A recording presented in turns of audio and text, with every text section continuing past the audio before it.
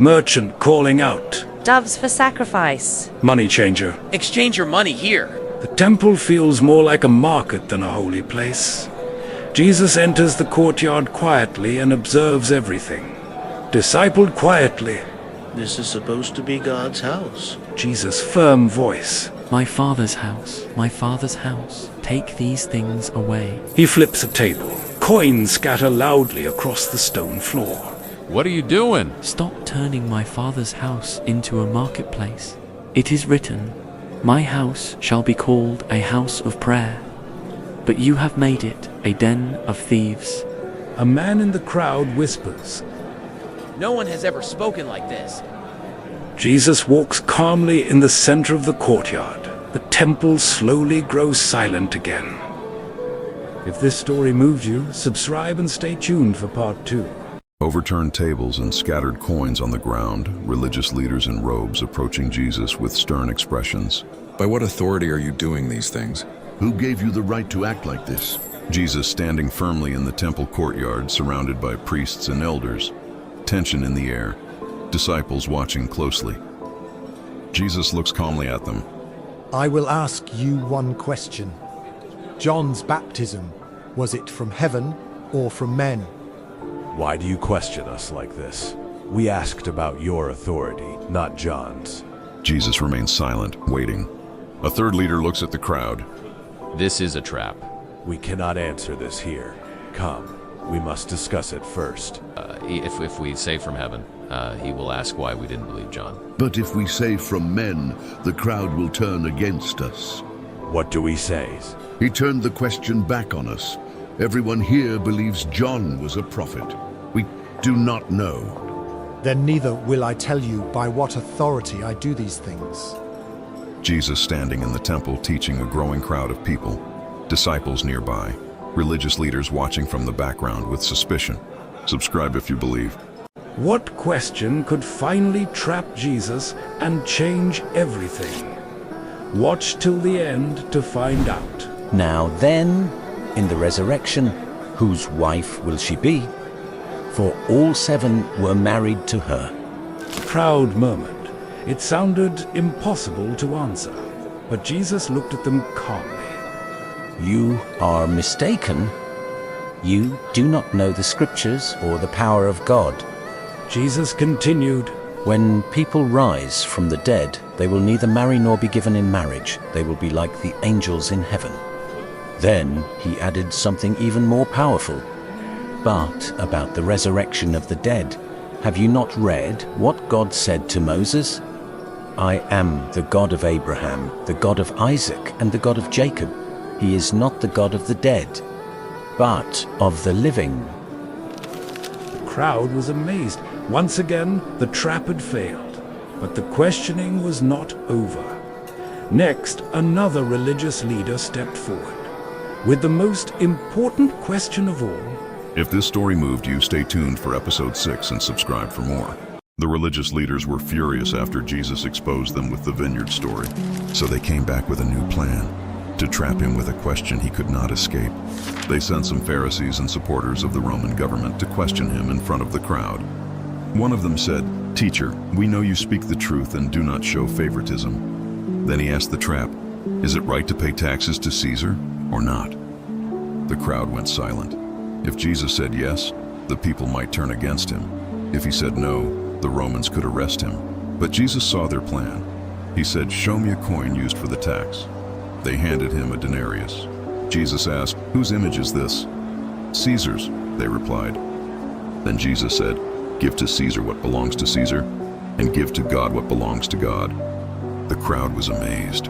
Once again, the trap had failed. But the leaders still refused to give up. Next, another group stepped forward with an even harder question about the resurrection. Don't forget to subscribe and stay tuned for the next episode if you believe. They had already failed to trap Jesus once, but now a powerful group stepped forward with a question they believed no one could answer. If Jesus answered wrong, his entire teaching could collapse. A group called the Sadducees approached him. Unlike others, they did not believe in the resurrection. So they came with a complicated question designed to make the idea of resurrection look foolish. One of them spoke. Teacher, Moses wrote for us that if a man dies without children, his brother must marry the widow and raise children for him. The crowd listened closely. The man continued, "There were 7 brothers. The first married a woman but died without children.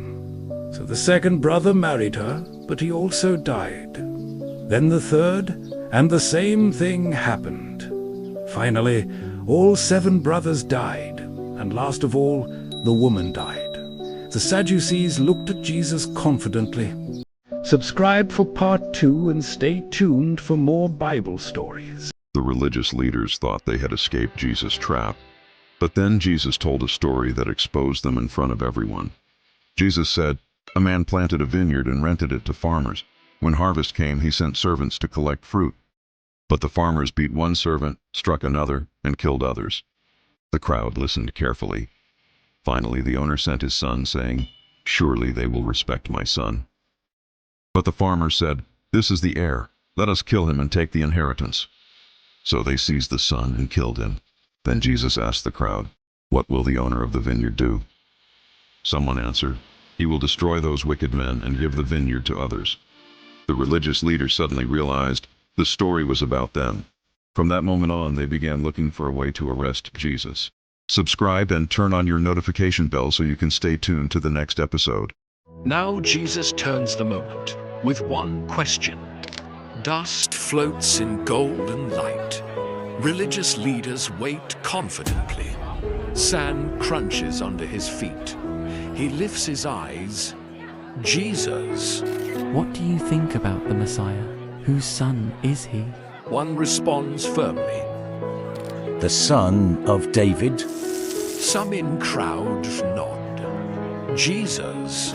Then why does David call him Lord? No one could answer him, and from that day, they feared to question him. If this story moved you, stay tuned for episode 9. Comment and subscribe if you believe. What if the truth you hear changes everything you believe? The leaders stood silent. Their trap had failed. Crowd watches nervously. The air feels heavy. Then Jesus turns, not to argue, but to reveal hearts. People shift, sensing something deeper is coming. Beware of those who seek honor before God. His words cut deeper than any accusation. Pride trembles. Confidence fades. Some feel exposed. Others awakened. Among his followers, understanding begins to grow. This was more than a debate. It was truth confronting power. And the moment was building toward a final turning point. The ending was near. If this story moved you, stay tuned for the final episode. Subscribe and comment if you believe. When the final moment comes, will you stand with truth or run from it? Wind sweeps across a rocky hillside at sunset. Torches flicker. The crowd follows Jesus outside the city. Tension rising with every step. He walks through a divided, restless crowd. Faith pulls them closer. Fear pushes others back. Hair and roads moving in strong wind.